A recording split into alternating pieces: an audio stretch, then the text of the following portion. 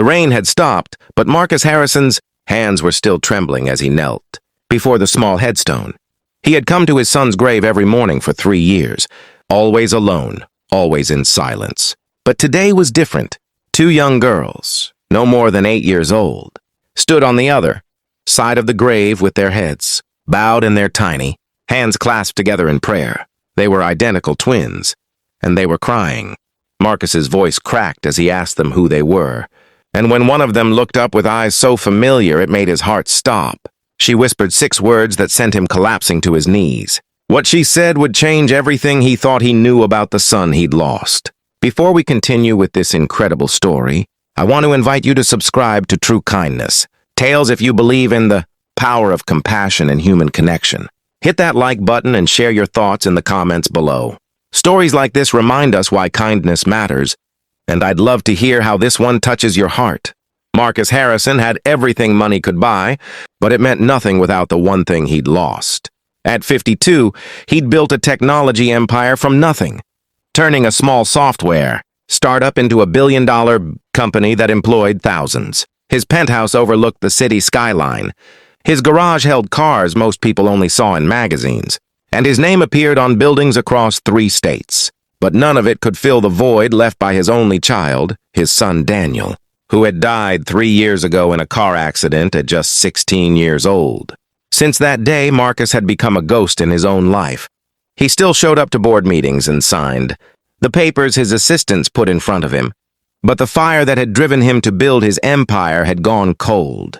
His wife Sarah had left him a year after Daniel's death, unable to bear watching him sink deeper into his grief while refusing to talk about it or seek help. She'd begged him to go to therapy, to join a support group, to do anything other than shut down completely.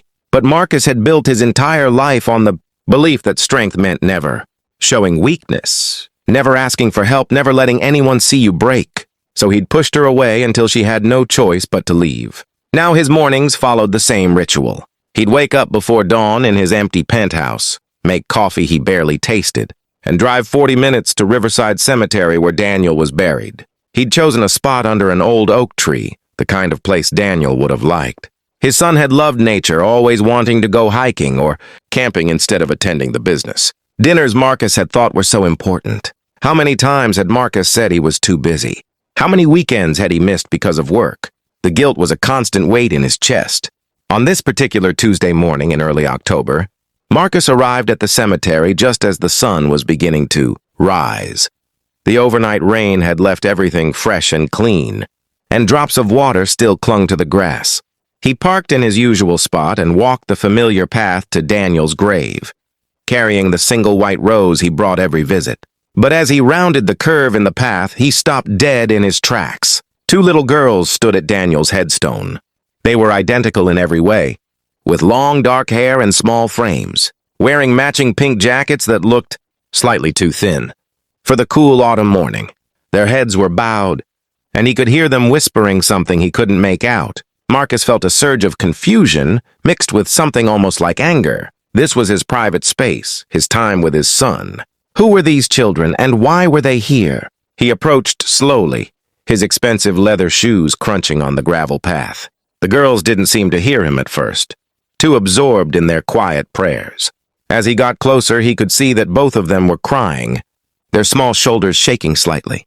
One of them held a handful of wildflowers, the kind that grew wild by the cemetery fence, and the other clutched a small stuffed bear that looked well-loved and worn. Marcus cleared his throat and both girls jumped, spinning around to face him. Their eyes were red from crying, and they looked terrified, like they'd been caught doing something wrong. He tried to soften his expression, suddenly aware of how he must look to them, this tall, imposing man in an expensive suit appearing out of nowhere. "I'm sorry," he said, his voice coming out rougher than he intended. "I didn't mean to scare you. This is my son's grave. Can I ask why you're here?" The girls looked at each other, having some kind of silent conversation the way twins often do. Finally, the one holding the flowers took a small step forward. Her voice was barely above a whisper when she spoke. "We come every week," she said, "to say thank you." Marcus felt his heart skip. "Thank you? Thank you for what?" The other twin, the one with the bear, spoke up. "For our mom. she said simply, and fresh tears began rolling down her cheeks. Nothing about this made any sense. Marcus knelt down slowly, bringing himself to their eye level. Up close, he could see how thin they both were, how their clothes were clean but worn, mended in places. "I don't understand," he said gently. "How did you know my son?" "We didn't," the first girl said. "We never met him, but we know what he did." Marcus felt something tighten in his chest. "What did he do?" The girl with the flowers glanced at her sister again, then back at Marcus. 3 years ago, our mom was dying," she said, her voice trembling. "She had a bad heart, and the doctors said she needed a transplant or she wouldn't make it. We were only 5, and we prayed every single night for a miracle. And then—" She paused, struggling to get the words out. "And then your son had his accident and he saved her." His heart saved our mom. The world seemed to tilt sideways. Marcus tried to speak, but no sound came out. He remembered signing the papers at the hospital.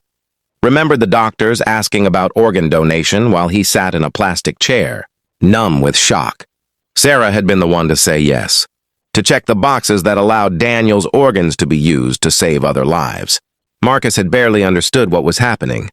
Couldn't process the idea that his son was gone while simultaneously being told that parts of him could give others a chance to live. He'd never asked for details, never wanted to know who received what or where Daniel's organs had gone. It had felt too painful, too surreal. He'd signed the papers and then tried to forget they existed, tried to pretend that part of the nightmare hadn't happened at all. "Your mother," Marcus whispered, his eyes stinging. "She received Daniel's heart?" Both girls nodded. The one with the bear said, "She tells us every day that we have to be grateful, that we have to remember the boy who gave her a second chance. She wanted to write to you to tell you thank you, but she didn't know if you'd want to hear from her. So she brings us here instead, every Sunday after church, to say prayers for Daniel." "She's here?" Marcus looked around the cemetery, suddenly desperate to see this woman who carried his son's heart inside her chest. "Not today," the girl with the flowers said. "She had to work. She's a nurse now, helping other people the way Daniel helped her. But she never misses a Sunday. We wanted to come today too, on our own, because tomorrow's our birthday. We'll be 8. And we wanted to tell Daniel thank you for giving us these 3 extra years with our mom." Something broke open in Marcus's chest. 3 years of grief and guilt and loneliness pouring out all at once. He collapsed forward onto his knees. His hands pressed against the wet grass, and he wept. He wept for Daniel, for all the time they'd never gotten. He wept for these 2 little girls who had almost lost their mother. He wept for the years he'd spent locked in his own pain, refusing to see that his son's death had also meant life for someone else, for a whole family. The girls didn't run away. Instead, they came closer, and he felt their small hands on his shoulders, patting him gently the way children do when they're trying to comfort someone. "It's okay," one of them whispered. "Daniel's a hero. He's our hero." When Marcus could finally breathe again, he sat back and looked at these 2 incredible children. "What are your names?" he asked. "I'm Emma," said the girl with the flowers. "And this is Lily." "Emma and Lily," Marcus repeated. "Tomorrow's your birthday?" They nodded together. "We're going to have cake," Lily said. "Chocolate.